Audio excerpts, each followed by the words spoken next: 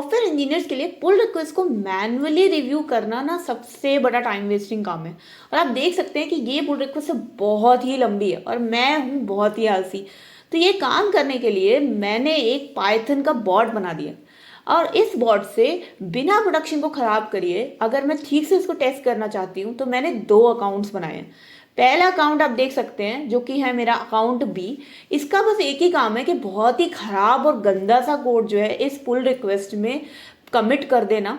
और उसके बाद मैंने एक दूसरा अकाउंट बनाया जो कि है मेरा अकाउंट ए। और ये एक ऐसी प्रोफाइल है जिसमें एक स्क्रिप्ट रन हो रही है और ये अकाउंट उस स्क्रिप्ट का यूज़ करके इस कोड को रिव्यू करता है और बाद में इस ऑटोमेटिक तरीके से उस रिव्यू को इस पुल रिक्वेस्ट से पोस्ट कर देता है। चलिए आइए देखते हैं कि एक्चुअली ये सब कुछ काम कैसे कर रहा है। तो ये देखिए, ये इसकी जर्नी है, ये इसका आर्किटेक्चर है। सबसे पहले क्या होता है कि जो मेरा अकाउंट ए है वो एक पुल रिक्वेस्ट को ओपन करता है। जैसे ही वो पुल रिक्वेस्ट ओपन करता है वैसे जो मेरी स्क्रिप्ट है जो कि सो रही होती है वो स्क्रिप्ट एकदम जग जाती है। वो स्क्रिप्ट जो है वो गिट के एक यूआरएल का यूज़ करती है और वो उसका जो पैच है यानी कि जो आपकी पुल रिक्वेस्ट का डिफरेंस है आपके नए कोड और पुराने कोड के बीच में, वो केवल उस डिफरेंस को लेकर के आती है गिटहब एक्सेप्ट हेडर के एक स्पेशल टाइप के हेडर से। जब वो डिफरेंस आ जाता है तो वो उस डिफरेंस को एआई को भेजती है एक पेलोड की तरह। जब वो एआई के पास जाता है तो हमारा एआई जो है वो केवल उन डिफरेंट लाइंस को देखता है, वो चेंज लाइंस को देखता है और फिर उन पे वो एनालिसिस करता है। यहाँ पे हम ग्रॉक का यूज़ कर रहे हैं लामा 3.370 बिलियन पैरामीटर मॉडल के लिए। ग्रॉक एक एलएलएम इन्फेरेंस टूल है। जब मॉडल अपना एनालिसिस कर लेता है तो वो उस एनालिसिस को रिस्पॉन्स देता है और वो रिस्पॉन्स हमारा जो अकाउंट बी है वो एक वर्डिक्ट की तरह पोस्ट कर देता है।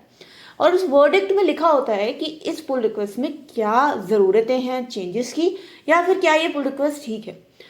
ऑल्दो ये सारा का सारा काम एआई बॉट ऑटोमेटेड कर सकता है, मैं फिर भी यही बोलूँगी कि एक ह्यूमन इंटरेक्शन की ज़रूरत एंड में ज़रूर एक अच्छी लगती है। जब आपको कुछ बहुत ही इंपॉर्टेंट कोड जाना हो तब वो ह्यूमन इंटरेक्शन उसी एआई के एनालिसिस को ही एक सुपर रिव्यू कर सकता है।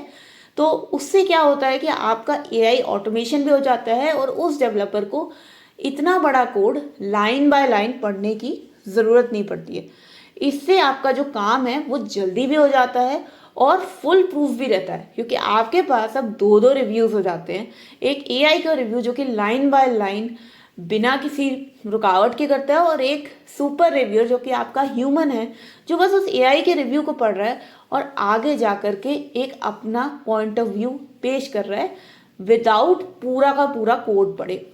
तो ये तो हो गया है इसका आर्किटेक्चर। अब हम चलते हैं अपने कोड की तरफ और अब हम देखते हैं कि कोड एक्चुअली में हम काम कैसे करेंगे। सबसे पहले तो मैंने अपने पुराने कोड में चेंज किया है। मैंने एक एपीआई टोकन जो है वो एक्सपोज कर दिया। ये बहुत बड़ी सिक्योरिटी वल्नरेबिलिटी इस कोड बेस के अंदर पैदा कर देता है। अब आप देखेंगे कि मैं इस एपीआई टोकन को डायरेक्टली अपने कोड में प्रिंट कर रही हूँ और अब मैं इसको कमिट कर देती हूँ। कमिट करने के बाद मैं अपने चेंजेस पुश करती हूँ। पुश होते ही ये मेरी पुल रिक्वेस्ट के अंदर रिफ्लेक्ट हो जाते हैं। आप देखेंगे कि ये मेरी पुल रिक्वेस्ट है और इसके अंदर मैंने एक रियली बैड चेंजेस करके कमिट किया है, सम बैड चेंजेस। और इसको अगर मैं अब जाके खोलूँगी तो आप देख पाएंगे कि जो मेरा चेंज है वो है एक बहुत बड़ी सिक्योरिटी वल्नरेबिलिटी क्रिएट कर देना एपीआई टोकन को एक्सपोज करके। अब मेरा काम है कि मैं अपना बॉट चलाऊं और उस बॉट से मैं पता लगाऊं कि ये वल्नरेबिलिटी है या नहीं। ये मेरा गूगल एंटी ग्रेविटी आईडी है गाइस। यहाँ पे मैंने ये प्रोजेक्ट बनाया था और इस प्रोजेक्ट को चलाने के लिए यानी कि इस बॉट को चलाने के लिए मैं सिंपली एक पाइथन की स्क्रिप्ट चलाऊंगी। और वो पाइथन की स्क्रिप्ट चलाने के लिए बहुत ही आसान है। आपके पास सिर्फ पाइथन इंस्टॉल्ड होनी चाहिए और इस स्क्रिप्ट का नाम है github prbot.py। सो पाइथन github prbot.py से आपकी ये स्क्रिप्ट चल जाएगी। अब गाइस जब तक ये स्क्रिप्ट चल रही है आप देख सकते हैं कि स्क्रिप्ट चल रही है, ये एनालाइज कर रही है। इसने मेरी पुल रिक्वेस्ट ह्यूज चेंजेस नाम की जो पुल रिक्वेस्ट है उसको एनालाइज करना स्टार्ट कर दिया है। जो पुल रिक्वेस्ट के बीच का डिफरेंस था और जो गिटहब से रिस्पॉन्स आ रहा था उसको ये प्रिंट भी करना शुरू कर देती है। अब हम धीरे धीरे समझते हैं कि एक्चुअली में कोड करता क्या है। ये कोड एक्चुअली काम कैसे कर रहा है। तो अब हम धीरे धीरे ये समझना शुरू करते हैं जब तक कि हमारा बॉट जो है वो पुल रिक्वेस्ट को एनालाइज कर रहा है। चलिए अब ऊपर चलते हैं। ये कोड सबसे पहले एक पाइथन स्क्रिप्ट है। तो पाइथन स्क्रिप्ट में एक मेन फंक्शन होता है, ठीक है ना, और वो मेन फंक्शन हमारे यहाँ पे मॉनिटर रेपोज करके एक फंक्शन को कॉल कर रहा है। ये फंक्शन क्या कर रहा है, सबसे पहले ये गिटहब को जा करके एक हिट मारता है और उससे बोलता है कि भाई मुझे वो सारी की सारी पुल रिक्वेस्ट जो है वो ला करके दो। और ये रेपोज की जो लिस्ट है वो रेपोज की लिस्ट मैंने सबसे नीचे अपने मेन फंक्शन में डाली हुई है कि इन्हीं रेपोज को ही ये जो बॉट है वो क्वेरी करेगा। उन रेपोज को वो एक एक करके रेपो लिस्ट से क्वेरी करता है और हर एक रेपो के अंदर जो ओपन पुल रिक्वेस्ट है वो उनको जा करके खोजता है। ओपन पुल रिक्वेस्ट जो फंक्शन है गाइस वो बहुत ही सिंपल फंक्शन है। इसका इतना ही काम है कि जो उस रेपोजिटरी के अंदर ओपन पुल रिक्वेस्ट है उनको लेकर के आए। तो सिंपली एक यूआरएल है और उसमें एक ही पैरम है स्टेट ओपन। ये बहुत ही सिंपल फंक्शन। ये जब हमारी पुल रिक्वेस्ट लेकर के आ जाता है, अब वो जितनी भी पुल रिक्वेस्ट हैं उनको हम एक के बाद एक आइटरेट करते हैं, उन पुल रिक्वेस्ट का नंबर और टाइटल लेकर के आते हैं। फिर हर एक पुल रिक्वेस्ट में हम डिफरेंस देखते हैं कि उसका अपनी बेस ब्रांच से क्या डिफरेंस है, जिसके लिए गेट पीआर डिफ मेथड जो है वो यूज़ हो रहा है। यहाँ पे आप देख सकते हैं कि जो यूआरएल है वो है रेपोज पुल्स एंड देन उसके बाद हम पीआर नंबर डाल रहे हैं। इस यूआरएल के अंदर एक खास बात यह है वो है इसका हेडर जो कि है vnd.github v3diff। ये स्पेशलाइज हेडर हमें इसलिए देते हैं ताकि हम रॉ कोड चेंजेस को ला सकें instead of Jason Meta data. ये ज़रूरी है क्योंकि इससे क्या होता है हमें डिफरेंस पता चलता है कि आपका जो कोड है उसका पुराने बेस ब्रांच से डिफरेंस क्या है। अगर आप ये हेडर नहीं देंगे तो आपको पुल रिक्वेस्ट का डेटा तो ला देगा लेकिन वो आपको डिफरेंस नहीं बताएगा, इसलिए ये फंक्शन आपको डिफरेंस देता है। अब वो डिफरेंस हमने एक डिफरेंस नाम के वेरिएबल में स्टोर कर दिया।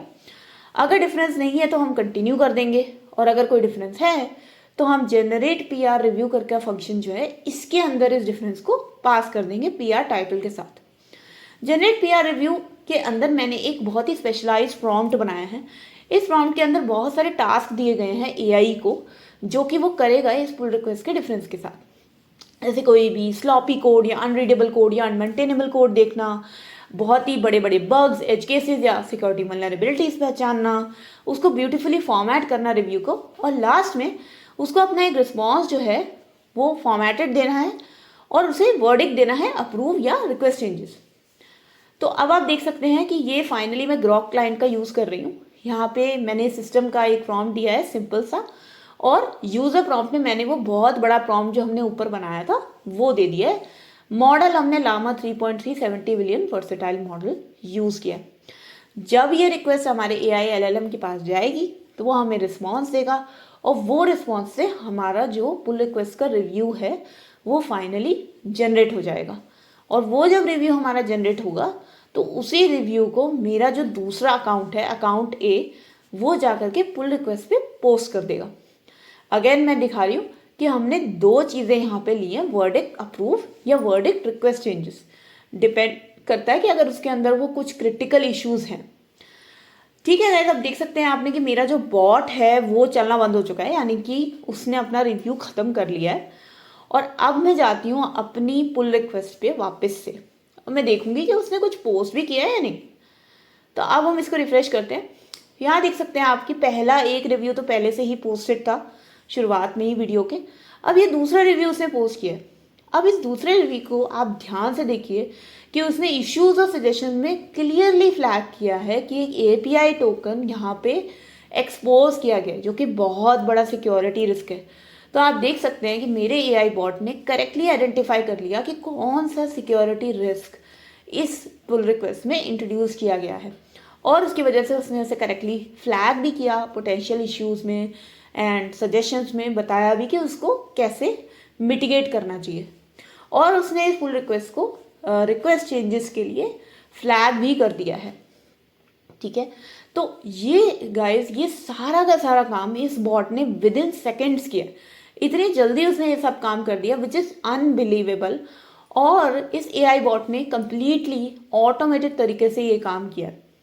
सो गाइस ये जो वीडियो है उसके थ्रू मैं आपको यही बताना चाहती हूँ कि इस तरीके के कस्टम इंटरनल टूल्स बनाना सॉफ्टवेयर इंजीनियरिंग के बोरिंग काम को ख़त्म करने का सबसे बेस्ट तरीका है। अगर आप इस स्क्रिप्ट को किसी भी क्रॉन जॉब या बेसिक सर्वर पर डाल सकते हैं ताकि ये आपका पर्सनल रिपोजिटरीज पर ऑटोमेटिकली चलती रहे। और मैंने इस वीडियो में पूरी स्क्रिप्ट को ओपन सोर्स कर दिया है, इसका लिंक नीचे डिस्क्रिप्शन में है।